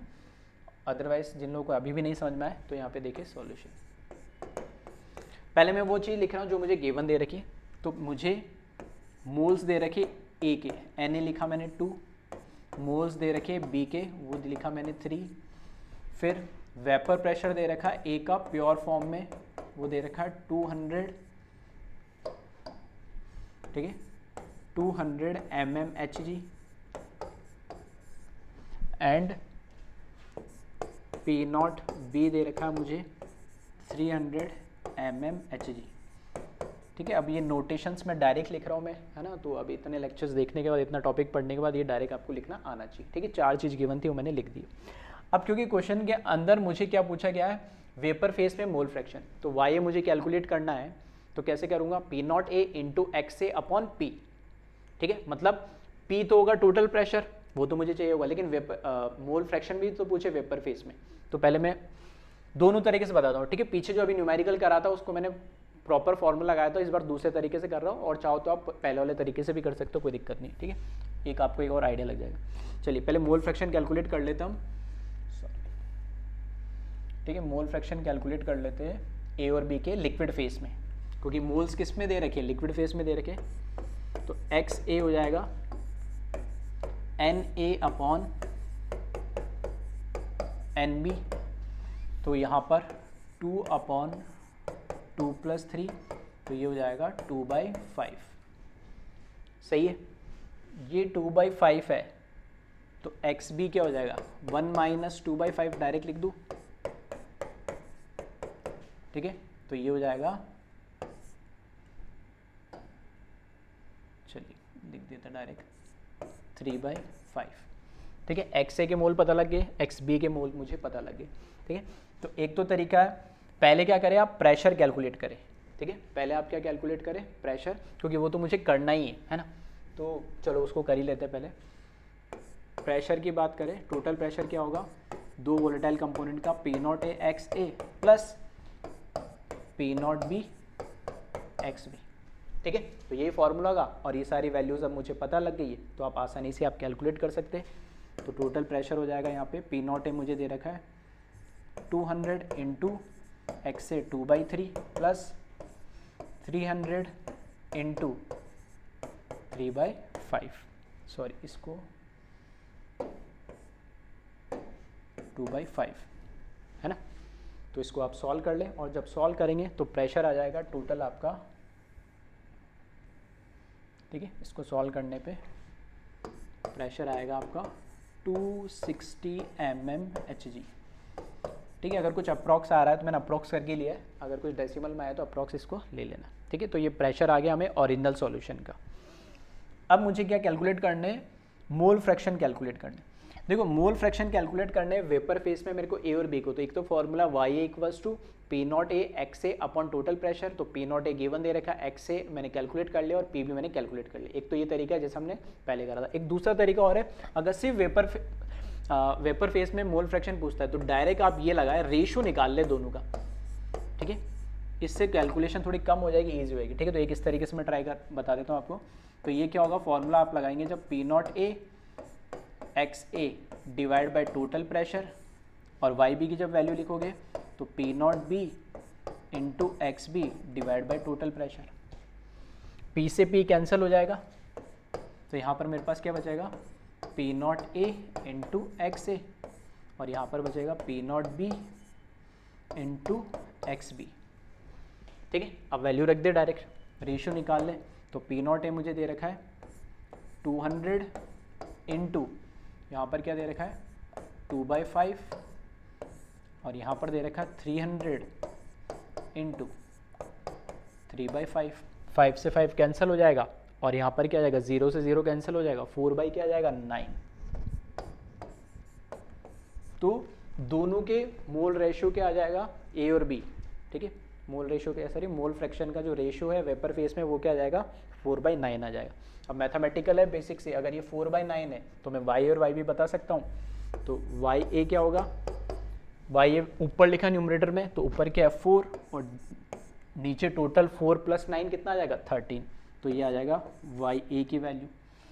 एंड y b की बात करूँ तो y b की वैल्यू क्या हो जाएगी, y b का लिखा डिनोमिनेटर में, तो यहाँ लिखे 9 ऊपर और टोटल सम कर दे 4 + 9 13, तो ये y b की वैल्यू आ जाएगी, ठीक है। तो एक ये तरीका ऐसे भी कर सकते हैं, कैलकुलेशन इजी होगी, टाइम कम लगेगा। दूसरा तरीका, ये अलग अलग फॉर्मूला लगाया और आप कैलकुलेट कर ले, वो आपकी इच्छा है, ठीक है। तो फर्स्ट 2 पार्ट मैंने कैलकुलेट कर लिए। पहला क्या, ओरिजिनल सॉल्यूशन का वेपर प्रेशर, और दूसरा क्या, ओरिजिनल सॉल्यूशन में वेपर फेस में ए और बी के मोल फ्रैक्शन आ गए। अब आते हैं हम तीसरे पार्ट पे। तो पहले मुझे क्या करना पड़ेगा, फर्स्ट कंडेंसेट की बात करनी पड़ेगी। फर्स्ट कंडेंसेट में मैं ऐसे बोल सकता हूँ कि, ठीक है, फर्स्ट ये तो था अभी तक ओरिजिनल सॉल्यूशन, फर्स्ट कंडेंसेट में जो वेपर फेस में मोल फ्रैक्शन है ना, वही क्या बन जाएंगे, लिक्विड फेस में मोल फ्रैक्शन। तो एक्स ए डैश किसके बराबर हो जाएगा, वाई ए के। तो एक्स ए डैश कितना हो जाएगा हमारे पास, वाई ए कितना दे रखा 4/13, एंड एक्स बी डैश क्या हो जाएगा, वाई बी के, ठीक है। अभी हमने थ्योरी में बात करी थी इसकी, तो ये हो जाएगा 9/13।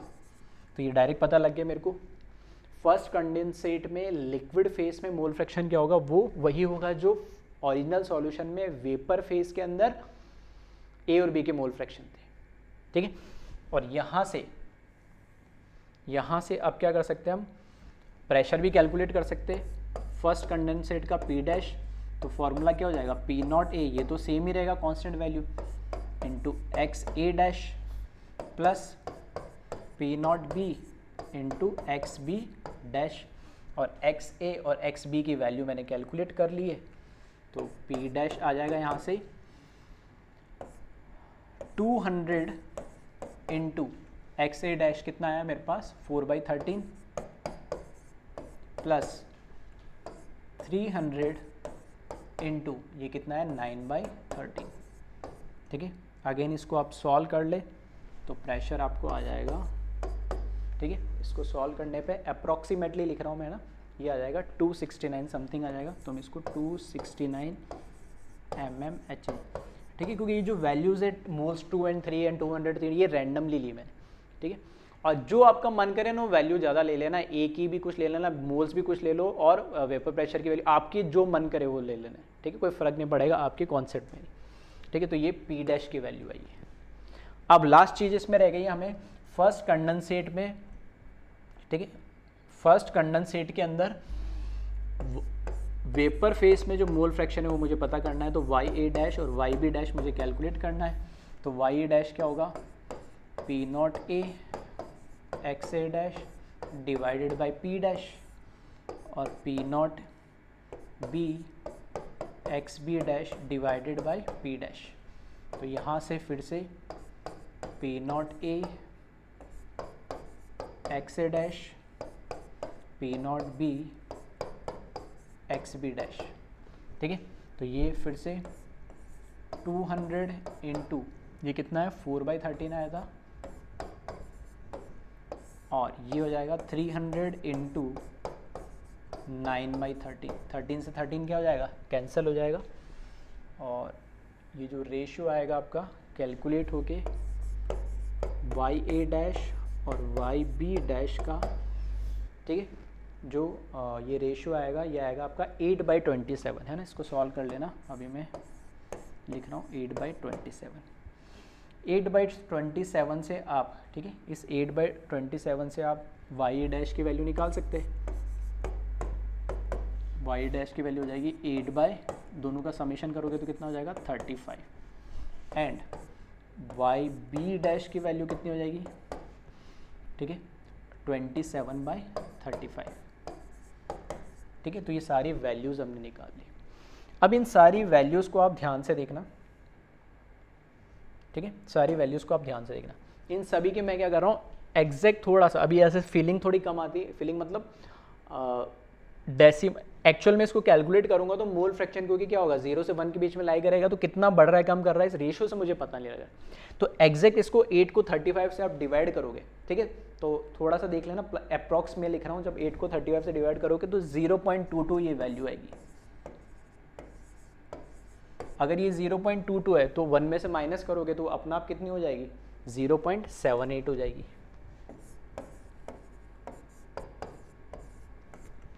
ठीक है, ये वैल्यूज़ मैं पीछे उसी एग्जांपल में लिख देता हूँ साथ के साथ, ठीक है, बार बार फिर हमें चेक नहीं करना पड़ेगा।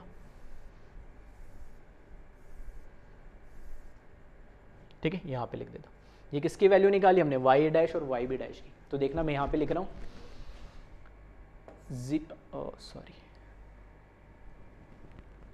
यहाँ पे लिख रहा हूँ मैं 0.22 वाई डैश की वैल्यू है और इसकी वैल्यू है 0.78।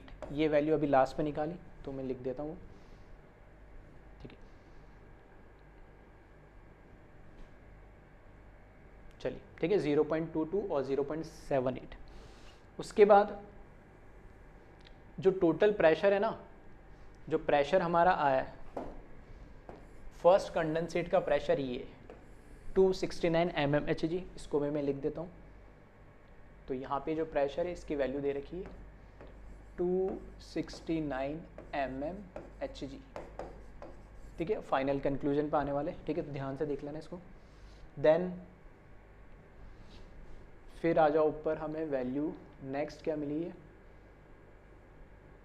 है ना, वाई ए और वाई बी की वैल्यू, ठीक है। फिर 4 को 13 से आप डिवाइड करो, 4 को 13 से आप डिवाइड करोगे तो अप्रॉक्सीमेटली, ठीक है, इसकी वैल्यू मिलेगी आपको 0.3, इसकी वैल्यू आपको मिलेगी 0.3। तो ये अपना आप क्या हो जाएगा 0.7। ये ओरिजिनल सॉल्यूशन में वेपर फेस के अंदर ए और बी की वैल्यू है, तो ये है 0.3 वाई ए की वैल्यू और वाई बी की वैल्यू क्या हो जाएगी 0.7, ठीक है। देन इससे आगे बढ़े, एक चीज़ और रहेगी, प्रेशर और देख लेता हूँ, है ना। तो यहाँ पर प्रेशर की वैल्यू दे रखी है ओरिजिनल सॉल्यूशन में 260 कैलकुलेट हुई है, तो यहाँ पर मैं लिख देता हूँ प्रेशर की वैल्यू यहाँ पर आ रही है 260 mmHg,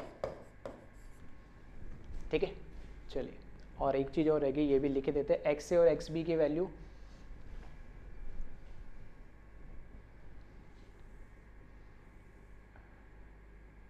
ठीक है, 2/5 और कितनी आ रही है 3/5 आ रही है लिक्विड फेस में, ठीक है, 2/5 और 3/5 आ रही है, तो कितना हो जाएगा 0.4 और 0.6। तो ये तो हो गया, ये हो गया 0.6 और ये हो जाएगा 0.4। ओरिजिनल सॉल्यूशन में लिक्विड फेस में ए और बी की मोल फ्रैक्शन क्या है, तो 0.4 और 0.6 वो मैंने लिख दिए, और इसको भी हम मार्क कर देता हूँ मैं, ए के 0.4 और बी के 0.6। अब सुनना सारी कहानी का कंक्लूजन, जिसको अभी तक कुछ नहीं समझ में आया वो सब चीज़ें न्यूमेरिकली मैं सब प्रूव कर रहा हूँ आपको। मैंने क्या करा, ए और बी 2 वॉलेटाइल लिक्विड है, 2 वॉलेटाइल लिक्विड के मैंने 2 मोल्स ए के लिए, 3 मोल बी के लिए। जो आपकी मर्जी करे, ए के 1000 मोल लो, बी के 3 मोल लो, या बी के, ठीक है, 7 मोल लो, या ए के 109, 3, 4 कुछ भी ले लो, आपको कोई फ़र्क नहीं पड़ेगा, आपके रिजल्ट पे वही चीज़ रहेगी, ठीक है। तो मैंने यहाँ बोला ए क्या लिया 0.4, सॉरी, ए के मोल्स कितने लिए थे 2 और बी के मोल्स कितने लिए 3, उसकी मोल फ्रैक्शन आ रही है लिक्विड फेज में 0.4 और 0.6। क्योंकि एक चीज आप ध्यान रखना, जिसका मैं वेपर प्रेशर ज़्यादा लूँगा, जिसका वेपर प्रेशर ज़्यादा लूँगा मैं ओरिजिनल सॉल्यूशन का, वो ज़्यादा वॉलेटाइल होगा। ठीक है, वो ज़्यादा वॉलेटाइल होगा। तो क्योंकि ए का मैंने लिया 200 mm और बी का मैंने लिया 300 mm, तो बी ज़्यादा वॉलेटाइल है, तो बी के वेपर में ज़्यादा मोल कन्वर्ट होंगे। हाँ, अब ये बात लगी कि यहाँ पर सर पहले से आपने मोल ज़्यादा थे, तो आप इसको रिवर्स करके देख लेना। ठीक है, वैल्यूज़ चेंज करके देख लेना, सेम चीज़ें करना, आपको रिजल्ट आपको सेम मिलेगा। जिसका वेपर प्रेशर आप ओरिजिनल सॉल्यूशन का ज़्यादा लोगे वो ज़्यादा वॉलेटाइल होगा। ठीक है, तो उसके वेपर भी ज़्यादा कन्वर्ट होंगे। तो अभी ये है कि मोल्स भी इसके ज़्यादा होंगे तो मोल फ्रैक्शन भी ज़्यादा होगा, तो वेपर में भी ये ज़्यादा, ठीक है, आना चाहिए वैसे, और आ भी रहा है। लेकिन अगर किसी को डाउट है कि सर आपने तो ये ले लिया इसलिए आ रहा, नहीं, इसको रिवर्स करके भी देख लेगा तो भी सेम ही रिजल्ट मिलेगा। तो बी अभी क्या है, ज़्यादा वॉलेटाइल है क्योंकि उसका वेपर प्रेशर ज़्यादा है। तो देखना वेपर फेस में अब यहाँ 0.6 से कितने हो गए, इसके 0.7 हो गए, मोल फ्रैक्शन बढ़ गया वेपर फेस। और इसका 0.4 से कितना हो गया, 0.3 हो गया। मैंने तो कुछ नहीं करा, मैथमेटिकल कैलकुलेट करा। तो क्योंकि बी ज़्यादा वॉलेटाइल है ए से, according to our numerical question, क्योंकि उसके अंदर हमने बी का वेपर प्रेशर ज़्यादा लिया है, तो वो ज़्यादा वॉलेटाइल होगा, तो वेपर में उसके ज़्यादा कन्वर्ट होगा। अब ये 0.3 और 0.7 ये तो क्या रहेंगे, सेम ही रहेंगे। तो अभी भी यहाँ पर क्या है, ये तो 0.3 है और ये भी अभी भी क्या है 0.7 है। जैसा कि मैंने बोला था, सारी वेपर को मेरे को क्या कन्वर्ट करना है, कंडेंस करके लिक्विड में कर दिया। तो ए का वेपर फेस में 0.3 था, तो अब ये लिक्विड भी 0.3 होगा, यहाँ पर 0.7 है तो ये भी 0.7 होगा। फिर से ये वेपराइज होगा, फिर से वेपराइज होगा, लिक्विड से वेपर में कन्वर्ट होगा। तो देखना 0.7 से, क्योंकि बी ज़्यादा वॉलेटाइल है, तो 0.78 हो गया अब इसका मोल फ्रैक्शन, मतलब उसके नंबर ऑफ मोल्स बढ़ रहे हैं वेपर फेस में। और ये 0.3 से कितना हो गया, 0.22 हो गया। ठीक है, एक और कंडेंसेट लगाना आप, ठीक है, उसके लिए फिर ये वेपर फिर से लिक्विड बन जाएंगे, तो वो मोल सेम रहेंगे, फिर उसको करना। इस तरीके से मल्टीपल क्या कंडेंसर लगाते रहेंगे, और एक टाइम ऐसा आएगा कि वैल्यू क्या आ जाएगी, 1 आ जाएगी, तब सिर्फ क्या बचेगा उसमें, बी बचेगा। दूसरी चीज, प्रेशर की वैल्यू आप ऑब्जर्व करोगे तो ये दे रखा 260 mmHg, इस सॉल्यूशन का प्रेशर आया 260 mmHg, जबकि इस फर्स्ट कंडेंसेट का प्रेशर आया 269 mmHg, मतलब वेपर प्रेशर भी सॉल्यूशन का बढ़ जा रहा है। क्यों बढ़ जा रहा है, क्योंकि इस सॉल्यूशन के अंदर हमारे पास पहले से लिक्विड के अंदर हमारे पास जो वॉलेटाइल कंपोनेंट था, वो ऐसा बोल सकता हूँ 60% था, जबकि अब यहाँ पे जो वॉलेटाइल कंपोनेंट है वो हो गया 70%। तो जिनको दो केस में कंफ्यूजन रहता ना, सर ये कैसा आ रहा था कि वॉलेटाइल में वो वेपर प्रेशर कम हो रहा था और जब नॉन वॉलेटाइल आया तो थोड़ा बढ़ गया मैक्सिमम, तो वो यहाँ से भी कंक्लूड कर सकते हैं, क्योंकि यहाँ पर हमारे पास, ठीक है, ऐसा बोल सकता हूँ 0.6 मतलब 60%, ये 0.4 मतलब 40%, 60% वॉलेटाइल कंपोनेंट ज़्यादा था, यहाँ पर वो वैल्यू बढ़ के 70% होगी।